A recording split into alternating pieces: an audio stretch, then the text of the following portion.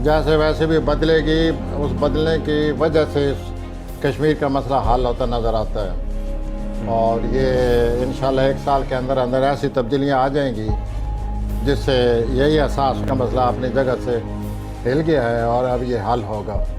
ये सूरत हाल नहीं रहेगी जो कि गुज़श्ता सालों में हमने फेस की है या जिसका हमें सामना था। तो ये सूरत हाल इस साल बड़ी बदलेगी, लेकिन ये सूरत हाल बदलने से पहले कोई बहुत बड़ी टेंशन पैदा होगी, तो उसके बाद फिर कश्मीर का मसला सामने आ जाएगा और इंशाल्लाह।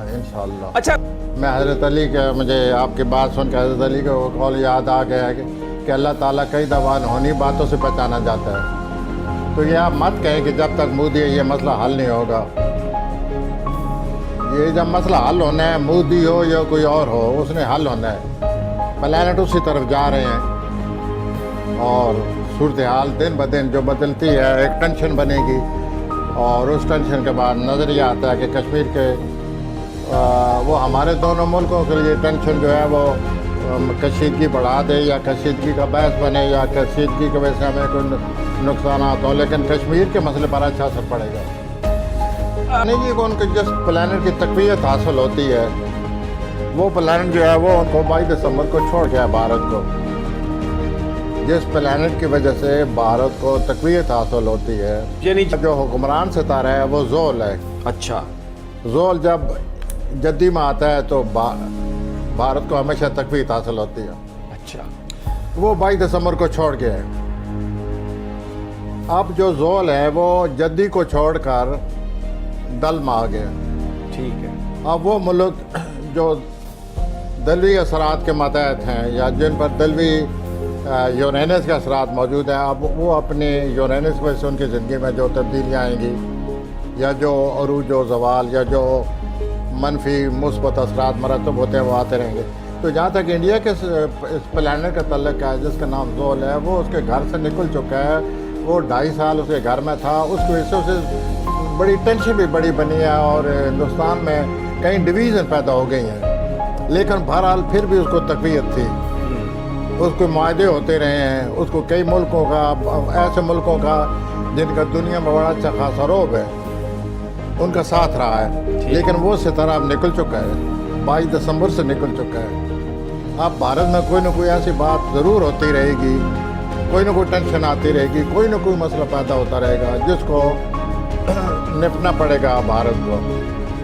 तो मैं तो ये कहूँगा कि ये जोल का निकलना मोदी की मौजूदगी में निकलना बड़ी अच्छी बात है। कम अज़ कम उसको तो समझ आए जो कुछ वो कर रहा है, अल्लाह ताला उसको पकड़े, वो अल्लाह की गिरफ्त में आए। तो वो जोल तो निकल गया है। अब इंडिया को प्रॉब्लम फेस होंगे। मैंने कई दफ़ा जिक्र किया है और लोगों की रिमार्क्स का वो बनता हूँ, शिकार हो जाता हूँ कि ये जंग की सूरत है। जंग है, आगे 5-6 प्लैनेट कभी अभी 11 को इकट्ठे होने वाले हैं। कौन सी 11 को? 11 फरवरी को सर। 5 प्लैनेट 11 फरवरी को इकट्ठे होने वाले हैं जिनका दुनिया पर असर पड़ेगा। कोई न किसी वाक़यात में ये सूरत पजीर होंगे। अच्छा, तो ये जब भी इकट्ठे होते हैं कोई ना कोई वाक़या पेश आता है और इनके इकट्ठे होने के बाद कई साल तक टेंशन पैदा हो जाती है।